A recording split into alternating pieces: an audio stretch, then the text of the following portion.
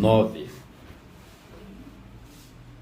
Hoje a gente tem menos considerações para fazer aqui, mas primeiro vamos fazer uns instantezinhos de meditação, né? Como toda aula.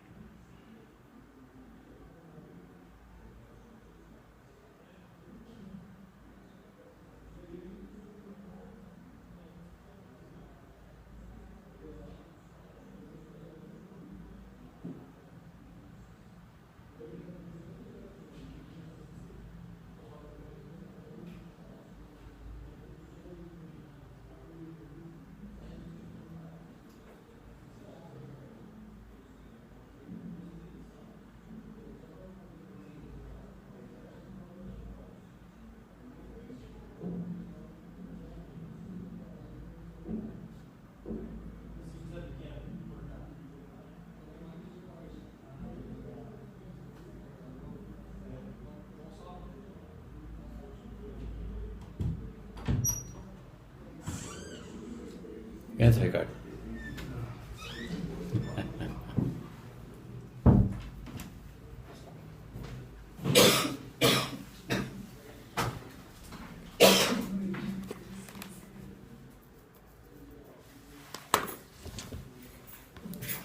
Sempre, né, eu editei a última aula, fiz umas anotaçõezinhas aqui que eu falo, acho que legal, pode falar isso, né, para dar uma ajuda aqui na informação. Na aula número 8 a gente fez uns comentários aí, então eu faço sempre umas anotaçõezinhas para o início da aula. Gente, protetor espiritual, né, guardião espiritual e guia espiritual existe.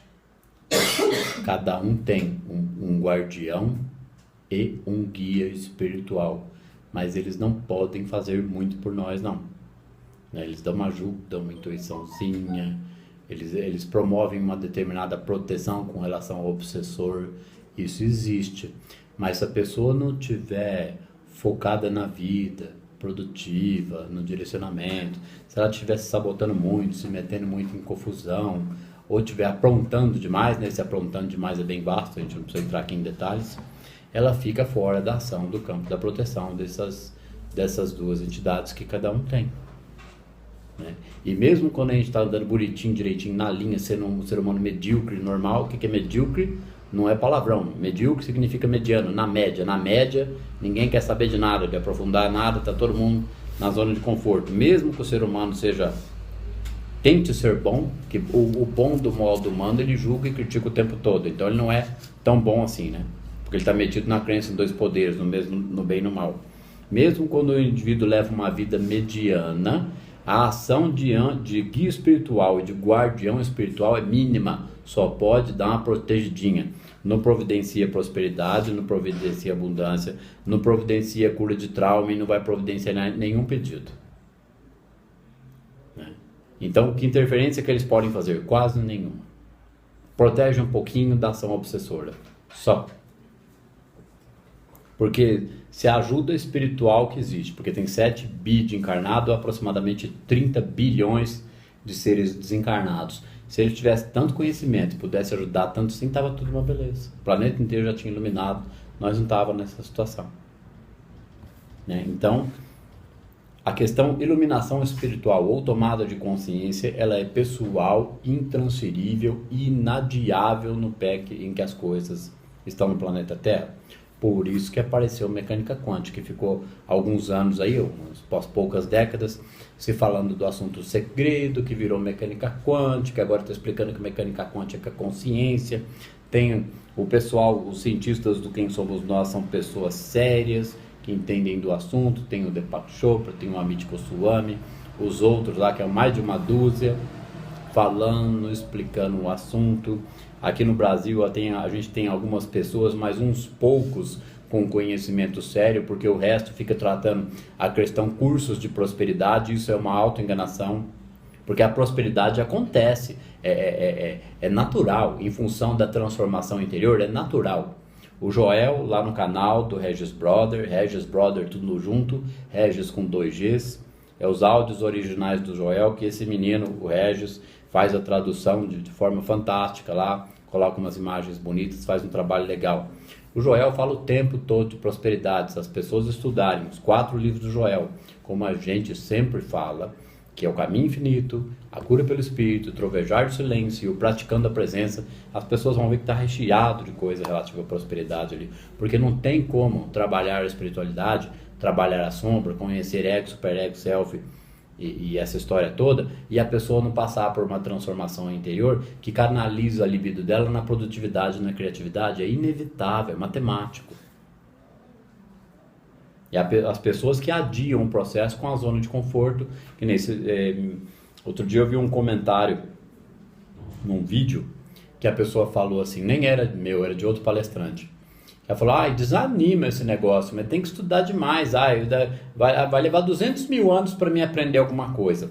Isso se chama zona de conforto e preguiça espiritual. A pessoa não quer ler, não quer estudar, não quer assistir palestra. Tudo bem, tem material demais, tem livro demais, tem palestrante demais. Então, puxa vida, começa a buscar para ver se a intuição da pessoa favorece ela a peneirar o assunto. Porque senão patina, fica lendo muita bobagem, fica atrás de muito misticismo e esoterismo, né? Então, a questão protetor, guia espiritual e guardião espiritual existe, mas não pode fazer muito pela gente, não. Dá uma protegidinha e olha lá, que depende do comportamento adequado da pessoa, senão nem isso eles não conseguem fazer. Agora, por que não protege de mais coisa? De acidente, de prejuízo, de não sei o que, de um machucado? Porque não dá, é a própria consciência da pessoa que cria esses eventos, chama ato falho, segundo a psicanálise. A pessoa se sabota, essas coisas acontecem, porque tem complexo de culpa no subconsciente. Então ela providencia uma punição para si própria. Isso existe.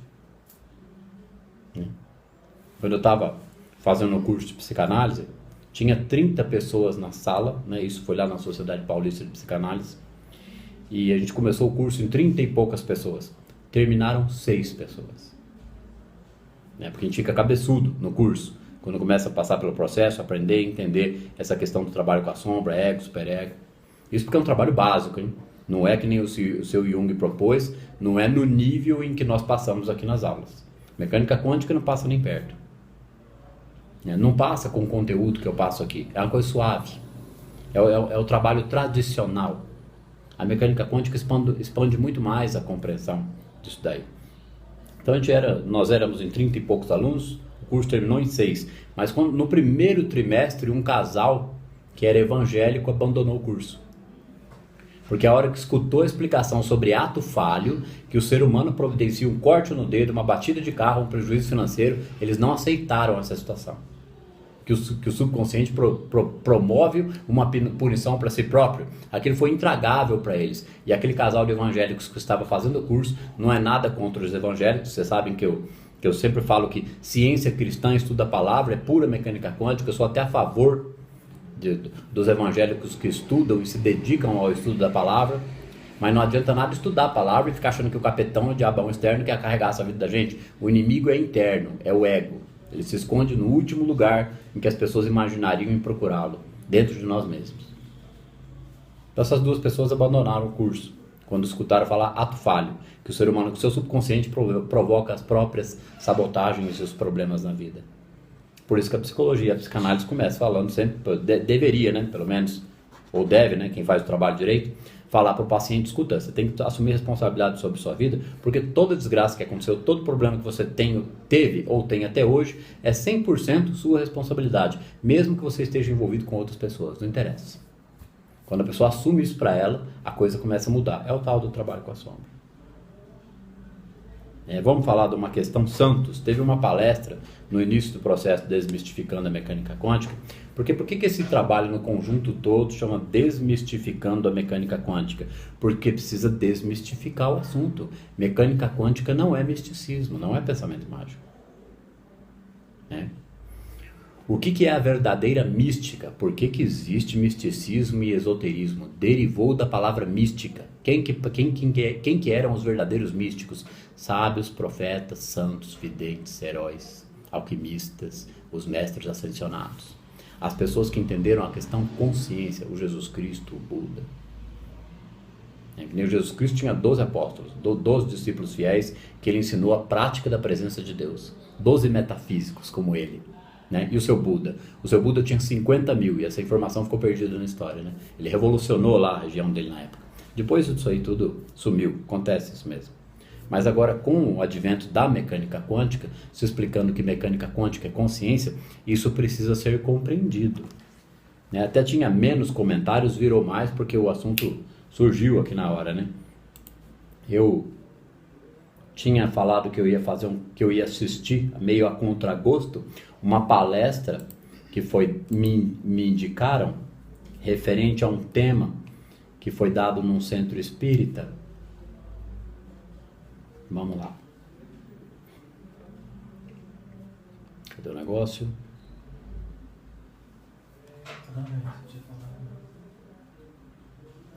Vamos lá, cadê o negocinho?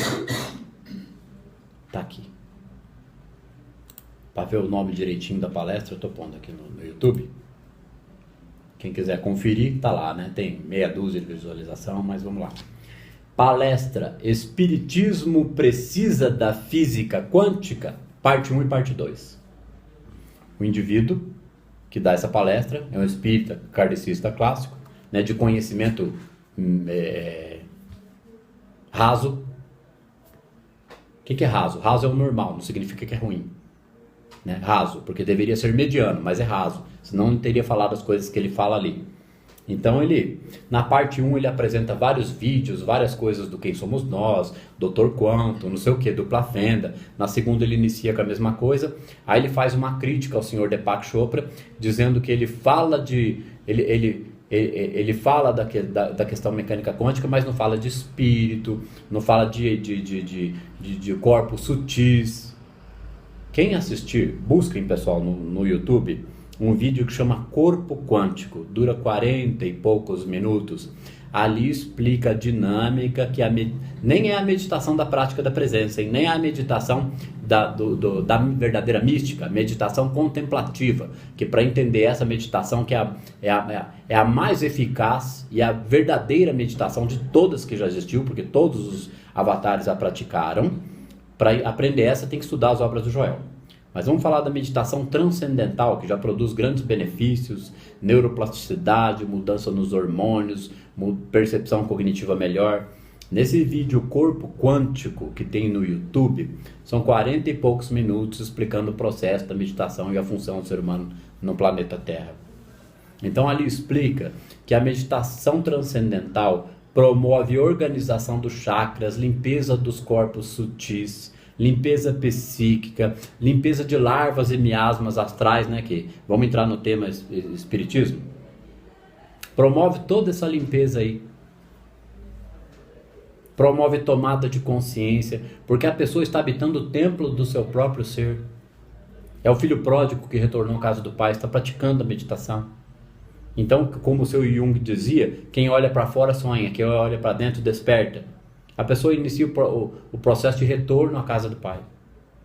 Por isso que a meditação é tão eficaz, tão revolucionária. Existe há milênios no planeta e agora o ser humano, voltado apenas para a vida material e a zona de conforto e as futilidades, não tem acesso a isso. Porque a coisa mais difícil que tem, a gente já falou aqui, é ficar sozinho, quietinho consigo mesmo, com os pensamentos, porque o ego vai querer comer a pessoa pelas pernas. Então essa palestra aqui o espiritismo precisa da física quântica, ele diz praticamente ali que não precisa, porque as pessoas estão levando para o lado, ele fala assim, os físicos quânticos, ou seja, quem explica física quântica ou mecânica quântica de forma esotérica, ele fala lá, os esotéricos, gente, é o pessoal que fica pregando mecânica quântica só para prosperidade, não para o trabalho com a sombra, não para o verdadeiro trabalho de tomada de consciência, para a pessoa promover unificação e se tornar co-criador consciente. Isso é uma coisa séria. Então ele fala que é os esotéricos da mecânica quântica. Né? Que o pensamento cria realidade, que isso é um absurdo e não sei o que, e aí ele vai discursando ali, vai falando, como assim? Como que não é? Né? E o processo de somatização, doenças psíquicas, doenças físicas, a psicologia e a psicanálise sabem, 100% de todas as doenças é um processo de somatização. Então, o que acontece? A psicanálise não explica ato falho, não explica autossabotagem. Então o que acontece nos eventos externos da vida da pessoa, mesmo a psicanálise e a psicologia não explicando mecânica quântica, hein? Não explicando a parte consciencial da coisa? Todo problema na vida da pessoa é uma somatização na vida financeira, na vida afetiva, na vida profissional. Porque em função dos traumas, em função de crenças limitantes, a pessoa desenvolveu um padrão comportamental do ego que limita, sabota, procrastina, adia, acha que a vida é assim mesmo, deixa a vida me levar, a vida leva eu, a culpa é sempre do outro e ele é a vítima. É o ego, é o inimigo oculto. Então o processo de somatização, tanto do físico quanto da vida externa, é um processo da consciência. Então a consciência cria a realidade sim, só que o indivíduo coloca lá de uma forma fantasiosa, a interpretação dele é infantil. Porque não é que o pensamento vai criar a realidade que a pessoa quiser, das vontades do ego. Isso é viagem na maionese, sim, como ele diz lá. Mas o contexto da coisa é que o espiritismo precisa urgente. O espiritismo precisa da mecânica quântica, tanto quanto nós precisamos de água, alimento ou o ar que nós respiramos. Tanto quanto o ser humano precisa de alegria, saúde, felicidade e prosperidade. Para entender essa situação, os espíritas têm que começar a estudar Joel Goldsmith. Essa pessoa provavelmente nunca pôs a mão no caminho infinito. Né? Não sabe nem do que se trata. E se pôs, não entendeu porque o nível intelectual é mediano, então não tem capacidade de abstração na mente para perceber o que está escrito ali. Porque espírita não explica a onipresença. Espírita não explica a fé do grão de mostarda, tudo é possível aquele que crê. Né? Mas eu não vou ficar... Pode ser que daqui a um tempo a gente faça uma série de aulas, não muitas aulas, aí umas 10 aulas, e o tema vai chamar assim, o espiritismo precisa da mecânica quântica? A gente vai falar disso em umas 10 aulas, seria interessante. Ainda não está certo, mas é uma ideia que me ocorreu, né? Então, fora essa palestra aqui, tem outras duas. Isso para quem? Para o pessoal da espiritualidade, do espiritismo kardecista, se quiserem dar uma olhadinha, tem uma outra que eu já conversei com essa pessoa aqui, o senhor Ademar Faria Júnior, a gente bateu um papinho já, né, por comunicação eletrônica, tal, conversei com ele um pouquinho, foi uma conversa curta, uma conversa sem produtividade, mas deu para a gente sentir um pouquinho um o outro e depois eu deixei o assunto para lá. É o senhor Ademar Faria Júnior, a palestra que ele dá é o mundo espiritual para a física quântica. Já é uma palestra muito superior a essa outra que eu acabei de citar, muito melhor. Porque ele explica ali a questão neuroplasticidade, que a pessoa pode mesmo mudar o comportamento, é 100 vezes melhor do que essa outra que eu citei. E aí tem outras duas que eu pesquisei no YouTube. Uma é a Física Quântica e Espiritismo, com Oduvaldo Mansani de Mello. A palestra foi dada num centro espírita afiliado à Federação Espírita, em Cascavel, no Paraná. Palestra para os espíritas, uma palestra excelente. Para quem já está há 5 a 7 anos estudando mecânica quântica, uma palestra rasa, certo? Mas ainda bem que existe esse tipo de palestra, porque o assunto precisa entrar nos centros espíritas. Urgente, para ontem. Por isso que o Brasil é conhecido como a pátria do evangelho, porque é aqui que a coisa vai acontecer. Foi aqui que o seu Amit Goswami, por que esse indiano, esse físico que era um físico clássico, né? Vamos lembrar um negócio interessante. O primeiro lugar no Brasil que o Amit Goswami deu uma palestra foi na Federação Espírita do Estado de São Paulo. Olha só. O outro vem falar aí que o espiritismo não precisa da física quântica? Que isso, gente? É um desserviço à sociedade uma atitude dessa. Então, duas palestras aqui boas também. Física Quântica e Espiritismo, com o Duvaldo Mansani de Mello. E uma outra aqui, ó. Reencarnação, Evangelho e Física Quântica, com André Luiz de Oliveira Ramos. São palestras muito melhores do que essa que foi dada aqui. Que foi citada para mim.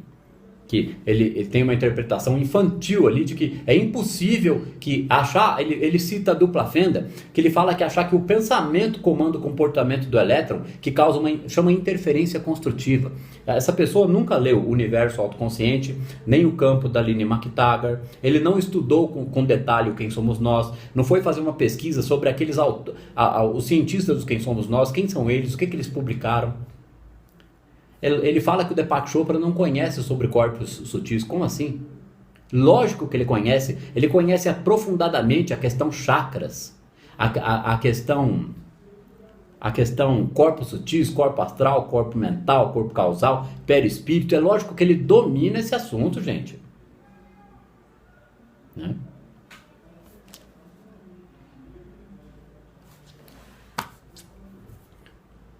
Vamos falar de uma questãozinha assim, aqui. Santos ajudam?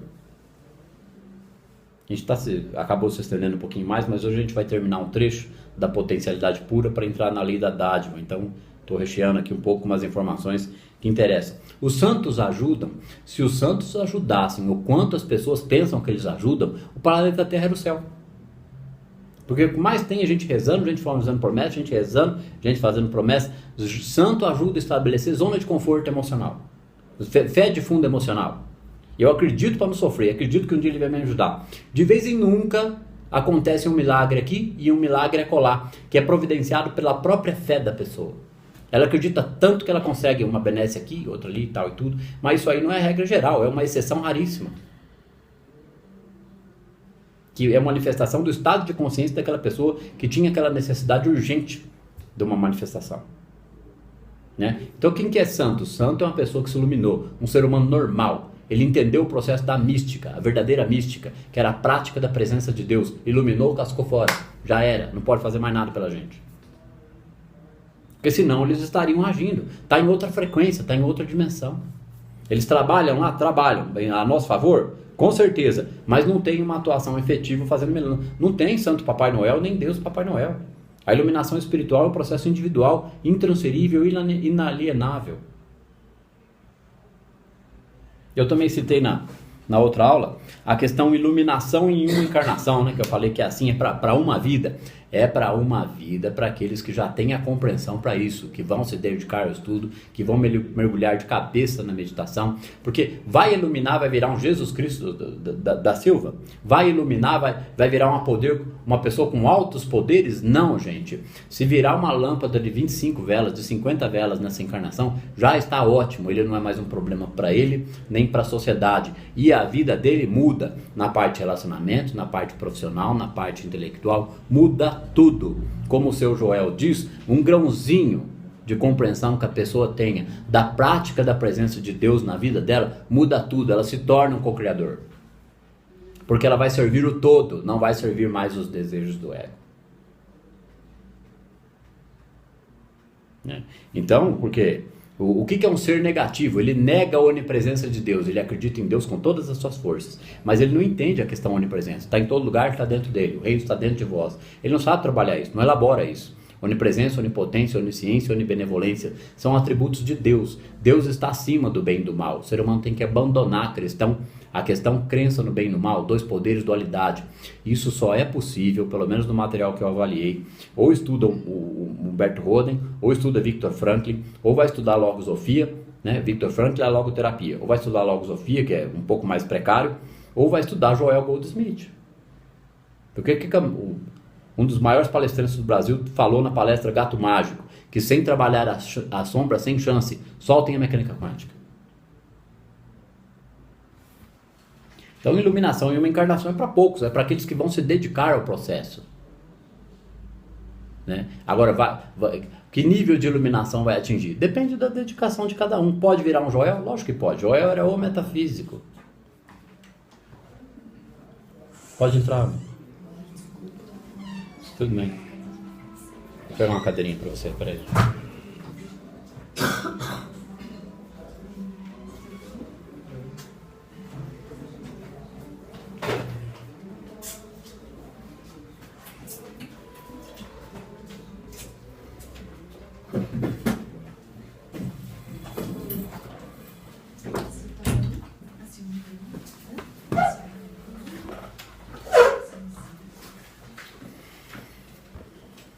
Eu fiz uma anotaçãozinha aqui, né? Que existe ovelha negra, ovelha cinza e tem as ovelhas branquinhas, os mé, que nem eu falei na outra aula, né? Que tem aquela parábola que fala que uma ovelha escapou e o Jesus foi atrás dela. Porque o pai ou Deus nele preferia aquela ovelha negra, desgarrada e estourada, do que as outras 99 cordeirinhos bonitinhos que ficava lá e era conformado com a vida. Certo? Então Deus quer quem? Ele quer o problemático. Ele quer aquele que está com problema, que não aguenta mais essa vida, que as coisas não fazem mais sentido. É o pré-suicida, é o que está com depressão, é o que está com síndrome do pânico.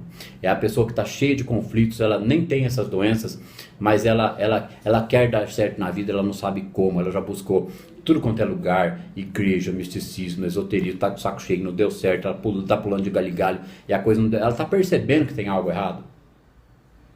Então é esses que Deus quer, Ele quer esse, Ele quer o estragado, Ele quer o revoltado, Ele quer aquele que duvida, é isso que Ele quer. Por isso que tem essa parábola, que é, mais vale um pecador arrependido do que 99 justos. É a parábola da ovelha negra e as outras 99 branquinhas, que é conformadinha com a vida. Deus prefere ir em busca daquela, a desgarrada. O que são justos? A gente deve ter uma justiça acima dos escribas e fariseus. Parte 3 da palestra sobre o Joel Goldsmith, que foi dado lá no Rotary, tá no canal lá. Parte 3 não, parte 1. Fala lá o que é escribas, fariseus, saduceus, gentios e publicanos.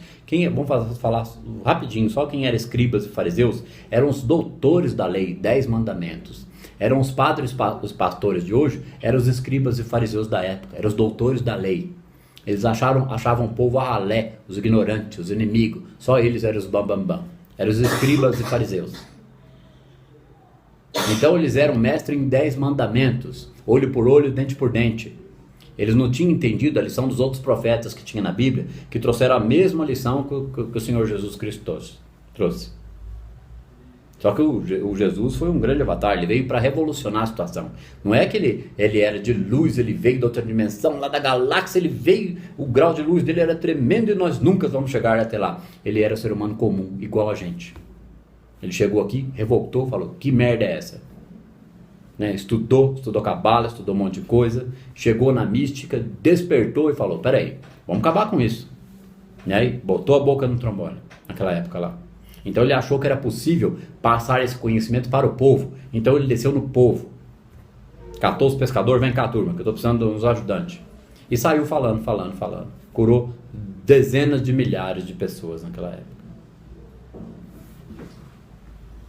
Então, Deus prefere um pecador arrependido, é melhor trabalhar um pecador arrependido do que 99 justos. Os justos são os escribas e fariseus. Eles são justos porque eles são bons e o outro é mau. O outro inimigo, ele é uma pessoa boa. Né? Eu assisti um documentário no Netflix. Quando eu ponho uma coisa para assistir, vem na minha intuição, eu falo, vou assistir esse negócio, eu já sei que eu vou fazer uma análise desse negócio, vai servir para alguma coisa. Chama Chefes do Tráfico, um negócio assim, sabe? Lá no Netflix, então fala do Pablo Escobar, fala de grandes gangsters da humanidade, da área de tráfico, da área de bandidagem, máfia, né? Então fica aqui um comentário, até que a Lúcia Helena faz uma palestra dela lá, que eu não sei qual é, que tem um indivíduo lá que era um francês, que o cara falava, a frase do cara é o seguinte, se os homens de bem tivessem a mesma coragem dos canalhas, o mundo seria outra coisa. Porque os canalhas têm coragem para tudo, para tudo. E os homens de bem só têm coragem para levar uma vida mediana, uma vida medíocre. Quando que isso vai mudar? Quando que as pessoas vão assumir responsabilidade por, nem que seja para ganhar dinheiro, para transformar, mas vai ter que renascer pelo Espírito, aí as outras coisas acontecem, é muito mais fácil. É lógico que muita gente tem que cair a ficha, as pessoas têm que assumir os seus propósitos, seja na área da saúde, medicina, não interessa onde quer que seja. A pessoa tem que querer fazer alguma coisa por ela, pelo coletivo, tem que querer se realizar. Vazio medo de se autoconhecer. O medo é sabotagem, é ego, é medo, é ausência de Deus. Não, então, o vazio é tão grande que não quer. Não, o mas dinheiro ele tem para 500 gerações. Né? Esses são os perdidos, Ana. Então. A gente está dirigindo essas palavras àqueles que estão estudando mecânica quântica. Cadê os agentes de transformação social? É para pipocar a situação. Tem material suficiente nas aulas do curso Terapia Caminho Infinito, nas indicações que a gente passa aqui, e agora no Deepak Chopra, e nas outras coisas que vão ser gravadas, o suficiente para pessoas promoverem transformação na vida delas. É só se dedicar. Então Deus prefere um pecador arrependido do que 99 justos, porque o justo é aquele que, ele é o bom, existe o mal, mas ele é o bom. Ele é o bom, mas ele fica no conforto do sofá dele, não faz nada. Né? Ó, Deus prefere um pecador arrependido do que 99 justos, ou escribas e fariseus, ou cordeirinhos conformados, anotação minha aqui, né? Por isso, então, Jesus era o cordeiro de Deus, ou co-herdeiro de Deus, certo? Por que ele era cordeiro? Porque ele não se opunha ao mal, mas ele era revolucionário. Ele agia com a força do poder de Deus nele, poder da alma, segundo o seu Joel Goldsmith. Por isso que ele era conhecido o leão da tribo de Judá. As pessoas têm que se tornar um leão diante da vida, não a hiena, né?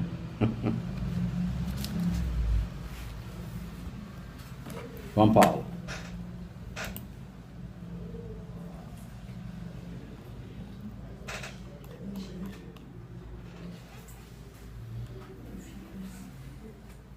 Vamos pegar um parágrafo antes, né?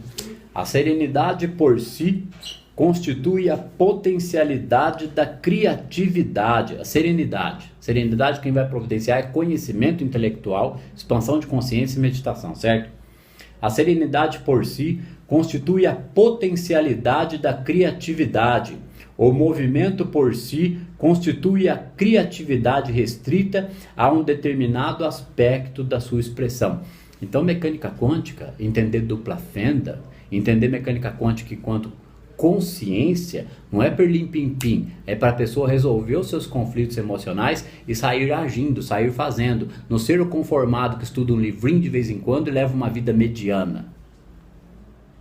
É a pessoa que sai fazendo, realiza, estuda mais, trabalha mais, ela acredita, ela tem que eliminar a dúvida em suas emoções, ela tem que construir um caminho, isso é construído dia a dia, atitude a atitude. Ela vai trabalhando na sombra, vai diminuindo a frustração dela e a libido vai sendo transformada em ação e criatividade.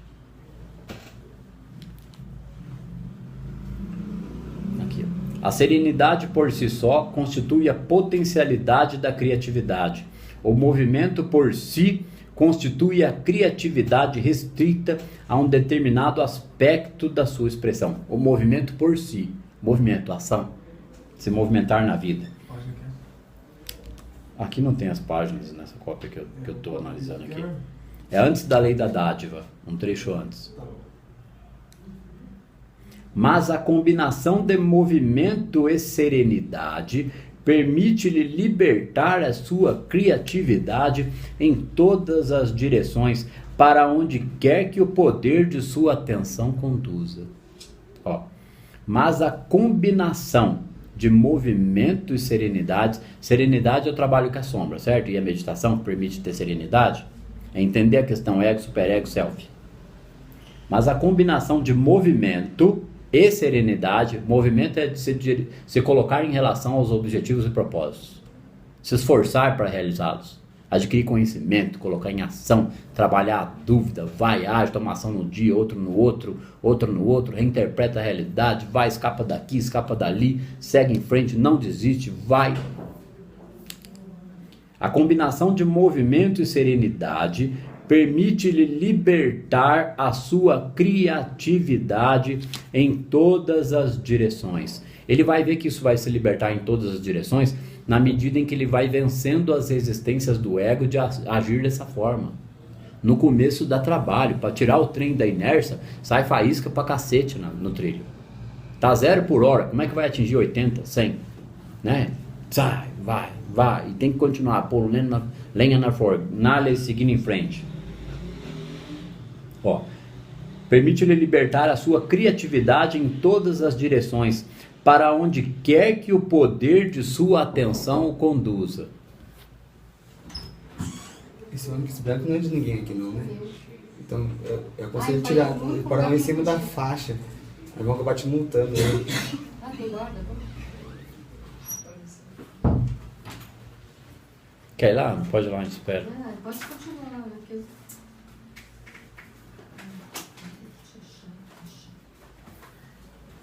Os convencionais não vão fazer efeito, não dá mais tempo. Então vamos lá, né? Ó. Permite-lhe libertar a sua criatividade em a combinação de movimento e serenidade, movimento constante, muita serenidade, mas muito movimento. Permite-lhe libertar a sua criatividade em todas as direções, para onde quer que o poder da sua atenção o conduza.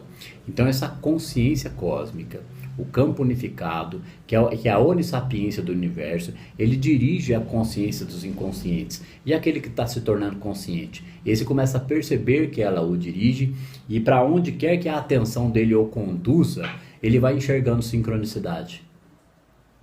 Ele vai enxergando as coincidências, e ele vai as tornando proveitosa, porque ele sabe, ele conhece o trabalho. Se ele conhecer o trabalho com a sombra, ele torna tudo proveitoso. Por isso que o Deepak, a gente já leu, passou por um trecho aqui, que ele fala que nesse estado o universo vai organizando os eventos pra gente. Porque a pessoa se torna mais consciente. Mais consciente. Então ela cria a realidade dela, cria ela porque ela se movimenta na direção de. Vai ficar tudo fácil? Não. Qualquer dificuldade que aparecer, ela sabe que é um desvio. Ela reinterpreta aquilo não afeta mais ela. Domínio das emoções. Agora o trecho que começa a aula de hoje.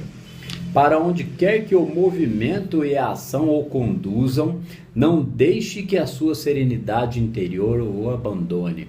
Quando isso fica devidamente estabelecido na emoção, a pessoa é o co-criador consciente.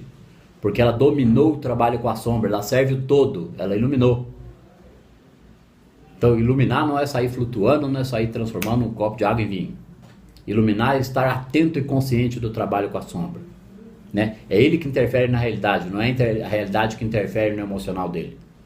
Então quando que ele que interfere na realidade? Quando ele aceita qualquer sombra que venha do externo, porque é aquilo que faz um delineamento, guia, né? Reconheça-me em todos os teus caminhos e eu endireitarei as tuas veredas. Aí ele caminha certo por linhas tortas. A coisa vai acontecendo, vai se desdobrando na vida dele. Ó, para onde quer que o movimento e a ação o conduzam, só que a pessoa tem que sair da zona de conforto e ter a coragem de agir. Quando ela tem a coragem de agir e ela é assumir o processo, isso está lá no livro do Amit Goswami, Universo Autoconsciente. Assumir esse processo, a coisa começa a se desdobrar. Só que tem que ter muito movimento. Para onde quer que o movimento e a ação o conduzam, não deixe que a sua serenidade interior o abandone. Assim, o movimento caótico à sua volta nunca ensombrará o seu acesso ao depósito de criatividade. Nesse estado aqui, a pessoa não precisa de drogas. Nesse estado aqui, a pessoa não precisa de álcool. Ela pode beber um alcoólico de vez em quando? De vez em quando ela pode, porque ela não vai nem conseguir beber sempre mais. Muda tudo. Muda o hormônio, ela não tem necessidade. Se ela continuar nos exageros, ela percebe que sabota a psique, ela tem catarse, sente desconforto. Por isso que se diz que o sistema se autorregula. Não tem como ser negativo atingir a beatitude. Não tem como ser negativo atingir o poder da alma. Porque senão ele vai usar em benefício do ego. Então o sistema se autorregula. Para ser co-criador consciente tem que acessar pelo amor, pelo trabalho com a sombra. Está disponível, é free, né? É do agrado do Pai dar-vos o reino. Assim, o movimento caótico à sua volta nunca ensombrará o seu acesso ao depósito da criatividade. Assim quando o indivíduo, né, para onde quer que o movimento e a ação o conduzam, não deixe que a sua serenidade interior o abandone. Se a pessoa insistir no entendimento disso aqui, ela aprende o domínio das emoções. Muda tudo. O campo da potencialidade pura, ao depósito de criatividade, o campo da potencialidade pura é a serenidade, é a beatitude, é a prática da presença, segundo Joel Goldsmith. De todos os tempos da vida, o campo da criatividade pura é o da criatividade ilimitada. Então a pessoa fica louca, acessa uma criatividade ilimitada e nem sabe o que fazer com aquilo. Não, ela vai tendo insight um atrás do outro, criatividade, tranquilidade, percebe a harmonia na natureza, nas pessoas. Ela aceitou o Cristo nela. Ela sabe trabalhar a sombra do inconsciente coletivo. Ela percebe que o iluminado caminha sem medo, pela graça, guiado como que por um raio de luz. Isso existe. Pratique o não julgamento. Comece o dia com um pensamento. Como aplicar a lei seguinte? Propósito. Hoje não farei nenhum julgamento da potencialidade pura sobre nenhuma coisa. E durante todo o dia esforço-me por não fazer julgamento nenhum. Ponho em prática a lei da potencialidade pura, seguindo estes passos. Entro em contato com o campo da potencialidade pura, reservando todos os dias algum tempo para praticar o silêncio. Meditação transcendental. Para ser apenas, esse ser com S maiúsculo. Para além disso, sento-me sozinho em meditação silenciosa, pelo menos 2 vezes por dia, durante cerca de 30 minutos de manhã e 30 minutos à tarde. É lógico que se no começo a pessoa não conseguir, ela começa com 5, ela começa com 3, até que ela acostume. Tem que aprender a observar o pensamento, reconhecer que o pensamento é o ego, não se misturar com ele, voltar a atenção para a respiração para atingir calma e tranquilidade. Isso existe, porque se a pessoa insistir na prática, ela vai desenvolver. O cérebro, já foi falado milhares de vezes, né? O cérebro vai desenvolvendo percepção da sensação de relaxamento do corpo. Sai do campo do pensamento. Vai ocorrer um pensamento ou outro, não interessa, porque é ali que vai surgir o insight, é ali que vai surgir a criatividade, ou é ali que a voz silenciosa vai falar com ela. O self. Segundo, todos os dias reservo algum tempo para comungar com a natureza e para testemunhar em silêncio a inteligência que existe em todas as coisas vivas.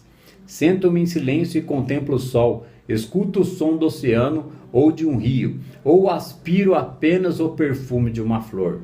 No êxtase do meu próprio silêncio e através da comunhão com a natureza, desfrutarei da vibração da lei da dádiva. E aqui agora vai ficar para outra aula, né? O que é a lei da dádiva?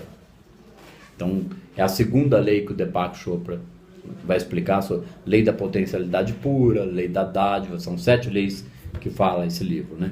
Então a gente levou 9 aulas para analisar uma lei, a lei da potencialidade pura. O ser humano, ele é muito atribulado.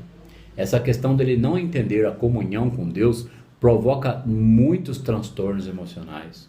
O grande mal da humanidade é o péssimo relacionamento que o ser humano tem com a divindade, porque ele busca o divino no externo e não no templo do seu próprio ser, para reconhecer no templo do ser que é o nosso próximo, mesmo que ele seja um problemático, que ele nos cause problema, que ele nos dê desgosto, ou a sombra da sociedade.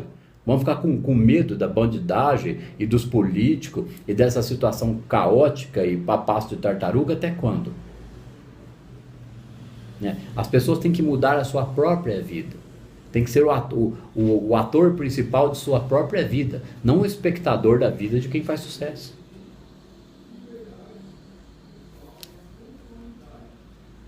É só começar, não importa a idade que tem. Tem que definir os objetivos, definir os propósitos. Não importa que eles sejam simples. Se a pessoa tem um objetivo simples, mas ela realiza mais um, ela fala, opa, peraí, o negócio está ficando bom. Ela entra na percepção daquilo que o Deepak fala no começo do livro, que é a consecutiva realização de objetivos meritórios. Isso é gratificante, são coisas de acréscimo, lhe facilita o processo de confiança para o trabalho com a sombra, ela vai ficando mais ninja. É o ninja psicológico. Ele é capaz de lidar com as dificuldades externas, com a sombra e com seus conflitos internos. É isso que promove cura emocional. É lógico, né? Que muita gente, como eu vejo no atendimento, tem extrema dificuldade em enxergar as próprias autossabotagens e avaliar os próprios traumas.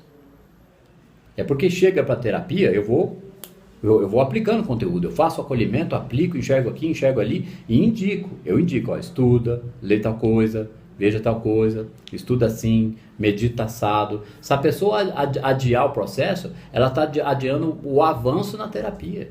Tem gente que resiste ao processo, eu já disse isso aqui. Aí a pessoa fica 4, 5, 6, 7, 8 meses na questão emocional, em vez dela passar para o campo para a área da criatividade, para a área da ação, com os conflitos emocionais resolvidos. Mas como é que resolve conflito emocional no tempo tão curto? Ela aprende o trabalho com a sombra, não ficam todos resolvidos. Cada vez que aparecer no subconsciente ou no consciente dela, nas ideias dela, o link vier, ela sabe trabalhar aquela questão do passado, vai dissipando aquela questão emocional. Ocorre um processo de perdão e auto-perdão, de compreensão intelectual. Né? As questões que ficam resolvidas não ocupam mais o campo do subconsciente. Não tomam, a pessoa não precisa gastar a libido, que é a energia de vida, para conter, para curtir aquele sofrimento, aquelas lembranças.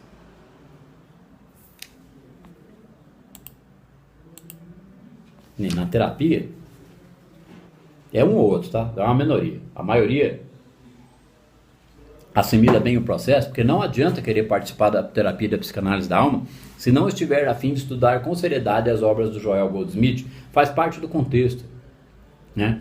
O que é o material do Joel, que eu faço acolhimento, toda a parte da psicanálise tradicional eu aplico. Mas o corpo da psicanálise da alma é o aprimoramento da compreensão do paciente no trabalho amplo com a sombra e do entendimento da prática da disciplina da alma, na prática da presença da consciência crística. Então, se a pessoa estuda o material de Joel, ela vai de vento em popa. É só se dedicar. Porque senão ela não consegue elaborar a situação. Senão ela fica presa, trabalhando muito tempo os traumas. Ela não adianta o próprio processo. Se ela resistir à meditação, ela está sabotando. Aí entra na psicanálise tradicional e vai demorar 2, 3, 4 anos. E eu nem faço esse trabalho, né? A pessoa sai antes, porque eu vou puxar ela para ela entender.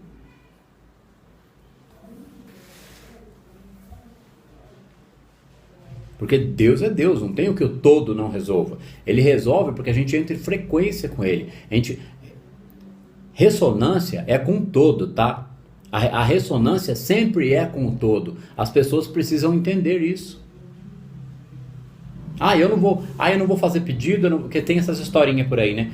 Porque eu tenho medo disso, porque eu tenho medo daquilo, porque eu não sei se funciona, porque eu não sei como é que é. Estuda para saber como é que é. Ressonância é com todo. A pessoa tem que ressonar de forma harmônica com todo ou Deus. Para isso, sem trabalhar a sombra, é impossível. Não adianta ela querer as coisas, não acontece nada. Ela vai ficar frustrada e vai ter catarse. Que é para despertar.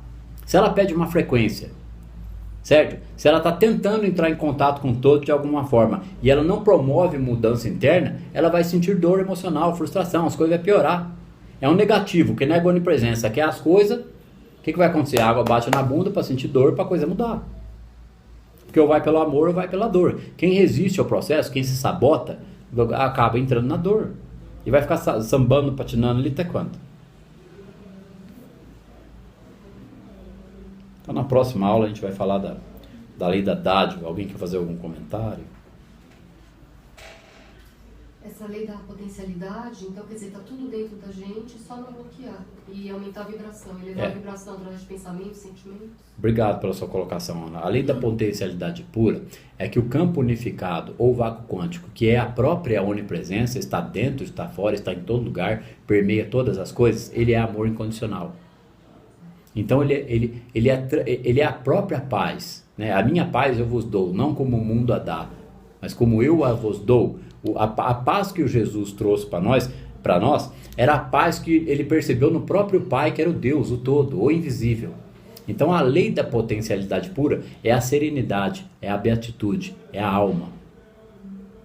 Então a gente precisa ir para o templo do nosso próprio ser, praticar a meditação e trabalhar a sombra, para começar a perceber a harmonia nas nossas emoções. Isso organiza a vida hormonal da pessoa, acelera o processo de criatividade e bem-estar na vida. Lei da potencialidade pura. Envolve também o não julgamento. Não crítica e não julgamento, porque senão não tem amor incondicional. Se a gente estiver na crítica e no julgamento, está na crença em dois poderes. A gente acha que é melhor e o outro é pior. É lógico que às vezes a gente, para fazer um trabalho desse, às vezes a gente tem que pontuar algumas coisas sobre uma técnica ou determinada situação, porque a gente não pode ficar calado e permitir que a situação seja distorcida e que isso prejudique a visão de outras pessoas. Que nenhum ou outro aí que não tem nem formação na área emocional, não tem nem formação para ser terapeuta ou para desenvolver um trabalho com a sombra, e o cara sai falando que faz isso, que faz aquilo, que atende, que é aí, tarará, e não tem nem formação, não tem bagagem, não tem experiência, não tem fundamento, e sai atendendo os outros. E também começar a ver como onda, né? Esquecer a partícula e ver as coisas como Obrigado, Ana. Tinha um negócio aqui, eu falei, mas tem um negócio aqui que está escapando. Vocês não perceberam? Que eu estava meio assim, esticando. E porque eu não anotei, mas era a questão onda. As pessoas falam, a onda, eu não recebi a onda, eu não pedi a onda, porque eu pedi não sei das quantas. Será que não cai a ficha que a onda é o campo unificado? Não tem uma onda que vem até a pessoa, não. É comunicação não local, é onipresença, é o próprio campo unificado, é o vácuo quântico, é Deus, é onipresença, é o todo. A onda é o todo, ele é uma coisa só, ele não é uma ondinha isolada. Não é uma coisa que chega até a pessoa. Já é, já está, sempre foi, sempre será. Já está na pessoa. Como é que ela acessa? Se ela não olhar o ego dela, aprender o que é isso e providenciar o trabalho com a sombra para eliminar os seus traumas, a procrastinação e a zona de conforto, não há nem a onipresença não resolve. A onda é a própria presença. Não tem uma onda que chega até a pessoa. Está na pessoa. A onda é o todo. É uma coisa só, infinito, eterno, espiritual, onipresente. Então, a onda é isso. Ressonância é isso. É ressoar com todo, de forma harmônica. É entender a lei da potencialidade pura. Então, são 9 aulas falando da lei da potencialidade pura. Cata esse trecho do livro do Deepak e lê 1, 2, 3, 4, 5, assiste as aulas 2, 3 vezes. Puxa vida, entendi a lei da potencialidade pura. Quando a pessoa entende intelectualmente alguma coisa, muda o sentir dela, começa a resolver os conflitos emocionais. Fala, Ricardo, parece que você queria falar alguma coisa. Tá com o livro aí, né?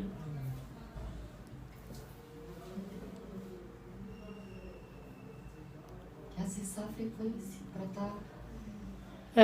A gente acessa a lei da potencialidade pura. Se você não trocar o canal, você vai ouvir... Nessa palestra aqui, ó, que eu citei, Física Quântica e Espiritismo, com o Duvaldo Mansani de Mello, ele fala disso lá, de forma suave, mas fala, tá lá, para os espíritas. Olha que beleza, fantástico. Eu realmente espero que uma hora eu vou até parar lá na Federação Espírita do Estado de São Paulo, para dar umas aulas, dar umas palestras, porque precisa falar do assunto. Esse material do Joel tem que voar por aí. Eu estou lendo um livro que chama Cura pelo Espírito, dele. A cura pelo Espírito? Comecei por ela. O indicado é que se estude dedicadamente o caminho infinito e que o segundo seja esse. Ah, tá. Eu tô com os dois lá. Não, tudo bem. Lixava, detona, né? Engole, mastiga. Curando pelo Espírito. Fala a verdade, Ana. Você leu quanto já? Um terço. Um terço. Um terço desse. Não é o suficiente. A primeira leitura, né? Não dá pra falar assim, o que eu tô vendo? O que é isso aqui? Tá abrindo, né? Ainda nem comecei. Então... Ela tá lendo A Cura pelo Espírito do Joel Goldsmith. Tá fazendo a primeira leitura. Leu um terço, não é? É chocante.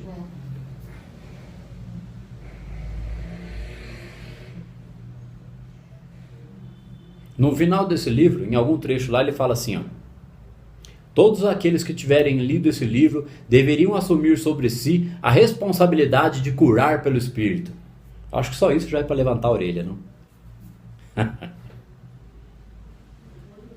Cura a vida do outro, cura dele também, de alguma forma, certo? É livro para ler 1, 2, 10, 12 vezes. É para se dedicar. Depois que a gente já leu, vamos dar um chute na média.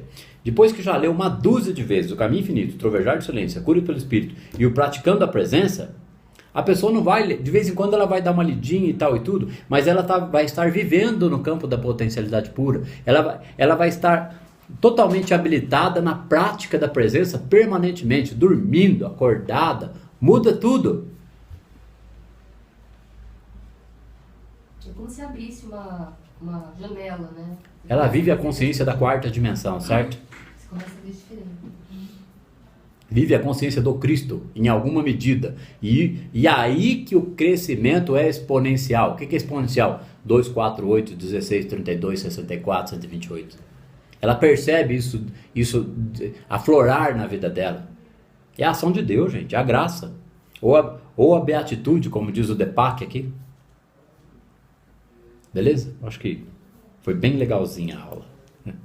Tá joia? Boa noite, pessoal.